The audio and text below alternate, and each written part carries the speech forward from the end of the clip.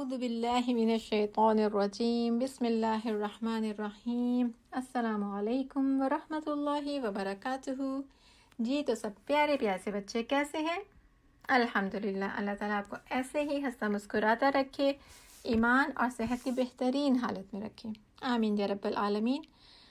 بچوں، آج ہم تجلیات نبوت میں جس ٹاپک پر بات کرنے والے ہیں نا، یہ ایسا ٹاپک ہے کہ اس کو سن کر پڑھ کر آنکھیں اور دل بے ساختہ رونے لگتے ہیں۔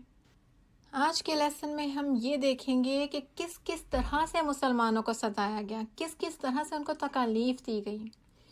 بچوں، تکلیفیں تو ہر اسلام لانے والے کو، ہر ایمان لانے والے کو دی گئی، لیکن لیولز مختلف تھے۔ یعنی کسی کو بہت زیادہ ستایا گیا، کسی کو نسبتاً کم، کسی کو نسبتاً اور کم۔ ڈیپینڈ کرتا تھا کہ کون کس قبیلے سے ہے، یا یہ کہ اپنے قبیلے میں اس کا کیا مقام ہے۔ مثلا جو غلام تھے، خادم تھے یا خادمہ تھیں، لونڈیاں تھیں، انہیں بہت زیادہ تنگ کیا گیا، انہیں بہت زیادہ تکالیف دی گئیں، اذیتیں دی گئیں۔ لیکن وہ صحابہ صحابیات جو کسی معزز خاندان سے، معزز قبیلے سے تعلق رکھتے تھے، تکالیف ان کو بھی دی گئی، لیکن تھوڑا اپنے ہاتھ کو روکتے ہوئے، کنٹرول کرتے ہوئے، کیونکہ مشرکین مکہ جانتے تھے کہ اگر ہم ان کے ساتھ برا کریں گے تو ہمارے ساتھ بھی برا ہو سکتا ہے۔ غلاموں میں جن کا نام بہت زیادہ کتابوں میں بھی پڑھتے ہیں، اور ہم دیکھتے ہیں کہ جہاں غلاموں کا ذکر آتا ہے تو سب سے پہلا نام اس میں آتا ہے حضرت بلال رضی اللہ تعالیٰ عنہ کا۔ غلامی کی حالت میں اسلام قبول کیا، مالک مشرک تھا، اور جب اس کو پتہ چلا تو بہت زیادہ تکالیفیں دیں، ان کو بہت زیادہ مارا کرتا، گلے میں رسی ڈال کر بچوں کے ہاتھ میں دے دیتا کہ ان کو لیے پھریں، ان کو کھینچتے پھریں۔ انتہائی سخت گرمیوں میں، دوپہر کے وقت میں ان کو جلتی ہوئی ریت پر لٹا دیتا اور اوپر بھاری پتھر رکھ دیتا، اور اس حال میں بھی مارتا اور کہتا کہ اسلام چھوڑ دیں۔ لیکن حضرت بلال رضی اللہ تعالیٰ عنہ اس حالت میں بھی کہتے رہتے احد، احد یعنی ایک ہی یعنی رب میرا ایک ہی ہے۔ اسی حال میں تھے ایک دن کہ حضرت ابو بکر صدیق کا پاس سے گزر ہوا، تو انہوں نے ان کے مالک کو رقم دے کر، اس کے منہ مانگی رقم دے کر حضرت بلال رضی اللہ عنہ کو آزاد کروا دیا تھا۔ عامر بن فہیرہ کا نام بھی آتا ہے کہ ان کا مالک انہیں اتنا مارتا تھا کہ وہ اپنی ذہنی صلاحیت کھو جاتے تھے، یادداشت کھو جاتے تھے، انہیں پتہ ہی نہیں ہوتا تھا کہ کیا کہہ رہے ہیں۔ ابو فقیہ کے بارے میں بھی آتا ہے کہ ان کا مالک انہیں اتنی تکالیف دیتا، پاؤں میں لوہے کی زنجیریں ڈال دیتا، اور انہیں بھی سخت دھوپ میں جلتی ریت پر لٹایا جاتا، اور ایک دفعہ ان کا گلا اتنا زیادہ گھونٹ دیا تھا کہ ایسے لگتا تھا جیسے مر گئے ہیں، گلا گھونٹ دیا تھا ان کا، اور انہیں بھی حضرت ابو بکر صدیق نے ہی خرید کر آزاد کیا تھا۔ حضرت خباب ایک عورت کے غلام تھے، اور وہ ان کی پشت پر یعنی ان کے کمر پر نا لوہے کا جلتا ہوا ٹکڑا رکھ دیا کرتی تھی، اور کہتی تھی کہ اسلام چھوڑ دیں۔ کبھی ان کی گردن موڑی جاتی، کبھی بال نوچے جاتے، اور کئی بار انہیں جلتے ہوئے کولوں پر لٹا دیا گیا، جلتے ہوئے کولے، اور جس سے نا ان کے جسم کی جو سکن ہے وہ جل جاتی تھی، اور اندر سے چربی نکل آتی تھی، پھر چربی پگھلتی تھی، اور اتنی چربی پگھلتی تھی کہ پگھل کر جب وہ کوئلوں پر گرتی تھی نا،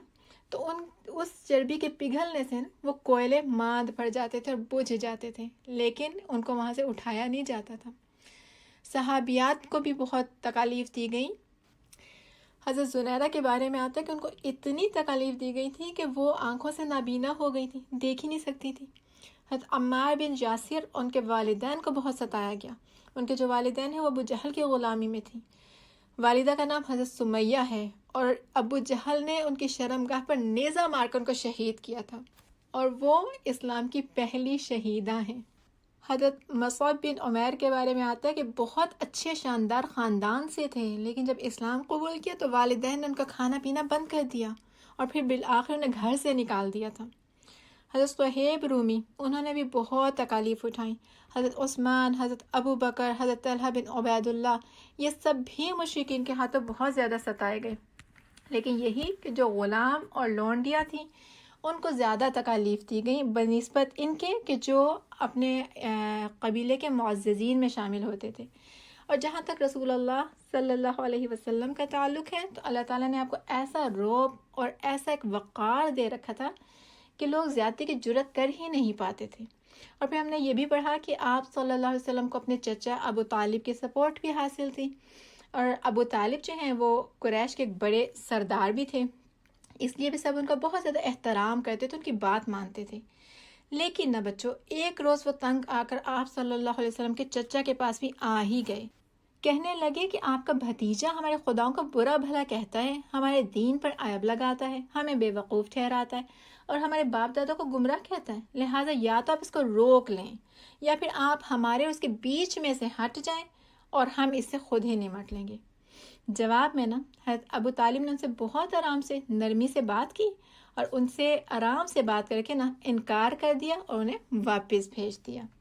اب جب انہوں نے دیکھا کہ فائدہ نہیں ہوا تو ایک روز پھر آئے اور اب کی بار نا حضرت ابو طالب کو بھی دھمکی دی کہ اگر آپ کا بھتیجا یعنی حضرت محمد صلی اللہ علیہ وسلم باز نہیں آئے تو پھر ہم آپ دونوں کے مقابلے پر نکل آئیں گے۔ اب حضرت ابو طالب بھی تھوڑا گھبرا گئے، رسول اللہ صلی اللہ علیہ وسلم کو بلایا اور کہا اب مجھ پر اور اپنے آپ پر رحم کرو اور میری طاقت سے زیادہ مجھ پر بوجھ نہ ڈالو۔ اور جب رسول اللہ صلی اللہ علیہ وسلم نے یہ بات سنی تو کہنے لگے چچا جان، اللہ کی قسم اگر یہ لوگ میرے دائیں ہاتھ پر سورج اور بائیں ہاتھ پر چاند بھی رکھتے نا کہ میں اس کام کو چھوڑ دوں تب بھی چھوڑ نہیں سکتا، یہاں تک کہ یا تو اللہ اس دین کو غالب کر دے یا میں اسی راہ میں ہلاک ہو جاؤں۔ اس کے بعد آپ صلی اللہ علیہ وسلم کے آنسو نکل آئے اور یہ دیکھ کے حضرت ابو طالب کی محبت اور ان کی جو قوت ارادی تھی وہ بھی پلٹ آئی اور انہوں نے کہا بھتیجے جاؤ، جو کہنا ہے کہو، واللہ میں تمہیں کبھی کسی بھی وجہ سے چھوڑ نہیں سکتا۔ اب جب قریش ہر طرح سے ناکام اور مایوس ہو گئے نا اور انہیں لگا کہ اب تو ہماری دھمکیاں بھی کام نہیں آ رہی، تو اب انہوں نے پتہ کیا کیا،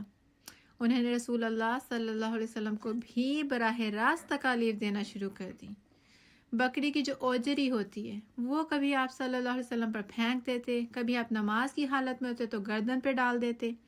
آپ کے گھر میں چری ہوئی جو ہنڈیاں ہوتی کبھی اس میں پھینک دیتے، آپ کو جہاں دیکھتے آپ کی شان میں گستاخانہ الفاظ کہتے، طنز کرتے، مذاق اڑاتے، اور ایک بدبخت نے نا آپ صلی اللہ علیہ وسلم کے مبارک چہرے پر ایک دفعہ تھوک بھی دیا۔ آپ صلی اللہ علیہ وسلم کو زخمی کرنے کے غرض سے آپ کے راستے میں رات کے وقت کانٹے دار جھاڑیاں پھیلا دی جاتی، لیکن اس کے باوجود نہ تو آپ صلی اللہ علیہ وسلم نے تبلیغ کا کام چھوڑا اور نہ ہی اللہ تعالیٰ نے آپ صلی اللہ علیہ وسلم کا ساتھ چھوڑا۔ پتہ ہے بچوں کہ ایک روز نا ابو لہب کی بیوی، ابو لہب یاد ہے نا آپ کو کون ہے؟ ہم نے ذکر کیا تھا کہ رسول اللہ صلی اللہ علیہ وسلم کا سگا چچا تھا لیکن مخالفت میں بالکل پیش آگے تھا۔ تو ایک روز نا اس کی بیوی جمیل پتھر لے کر آپ صلی اللہ علیہ وسلم کی تلاش میں نکلی۔ اس وقت آپ خانہ کعبہ کے پاس موجود تھے اور حضرت ابو بکر صدیق بھی آپ کے ساتھ ہی تھے۔ وہ وہاں آئی لیکن اللہ تعالیٰ نے اس کی آنکھوں پہ ایسا پردہ ڈالا کہ وہ رسول اللہ صلی اللہ علیہ وسلم کو دیکھ ہی نہ سکی اور واپس چلی گئی۔ ابو جہل کے ساتھ بھی ایک روز ایسا ہوا کہ اپنے بتوں کی قسم کھا کر نا آپ صلی اللہ علیہ وسلم کی شان میں گستاخی کرنے کے لیے نکلا، لیکن لوگوں نے کیا دیکھا کہ وہ دونوں ہاتھوں سے اپنا بچاؤ کرتے ہوئے نا الٹے پاؤں واپس آ رہے ہیں۔